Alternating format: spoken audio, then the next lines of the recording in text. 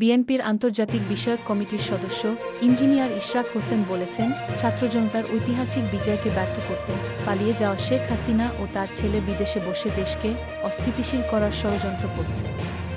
সেই সঙ্গে দেশে বসেও একটি বিশেষ মহল পরিকল্পিতভাবে এ ষড়যন্ত্রে লিপ্ত আছে। রাষ্ট্রীয় সম্পদ ও উপাসনালয়গুলোতে হামলার অপচেষ্টা করে বিভিন্ন গুজব ছড়িয়ে রাজনৈতিক ও ধর্মীয় অনুভূতিতে আঘাতের চেষ্টা করছে দুর্বৃত্তরা।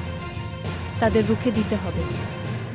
সোমবার বিকালে রাজধানীর পুরান ঢাকার ইসলাম বাজারের ব্যবসায়ী ও স্থানীয়দের সঙ্গে মতবিনিময় সভা শেষে তিনি এসব কথা বলেন। ইশরাক বলেন, শেখ হাসিনার পতন হলেও তার দোসররা নানারকম চক্রান্তে লিপ্ত, বিচ্ছিন্নভাবে ধর্মীয় উপাসনালয়গুলোতে নাশকতা সৃষ্টি করে সর্বসাধারণের গ্রহণযোগ্য ও দেশের সবচেয়ে জনপ্রিয় দল বিএনপিকে দায়ী করার ষড়যন্ত্র চলছে। জনগণকে সঙ্গে নিয়ে সব ধরনের নাশকতা প্রতিহত করতে বিএনপি প্রস্তুত রয়েছে।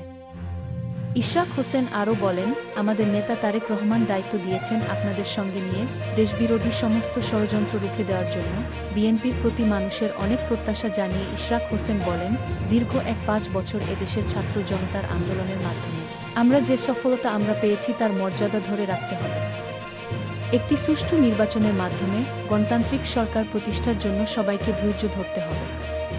দেশ রক্ষায় নিজেদের ত্যাগকে একটি আধুনিক ও উন্নত গণতান্ত্রিক সরকার গঠনে উৎসর্গ করতে হবে। বিএনপির প্রতি মানুষের প্রত্যাশা অনেক। জনগণের সেই প্রত্যাশাকে সম্মান জানিয়ে নিজেদের লোভহিংসা পরিত্যাগ করতে হবে। বিএনপি একটি শান্তিপ্রিয় দল।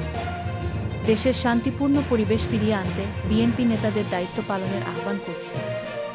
এ সময় ঢাকা মহানগর দক্ষিণ বিএনপির আহ্বায়ক রফিকুল আলম মজনু বলেন, একটা গোষ্ঠী আজকে দেশে অস্থিতিশীল পরিবেশ তৈরির চেষ্টা করছে, তাদেরকে রুখে দিতে হবে।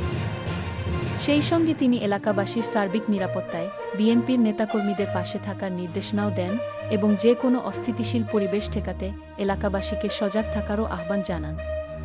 এ সময় ঢাকা মহানগর দক্ষিণ বিএনপির সদস্য সচিব তানভীর হাসান, রবিনসহ স্থানীয় বিএনপি ও বিভিন্ন অঙ্গ ও সহযোগী সংগঠনের নেতাকর্মীরা উপস্থিত ছিলেন।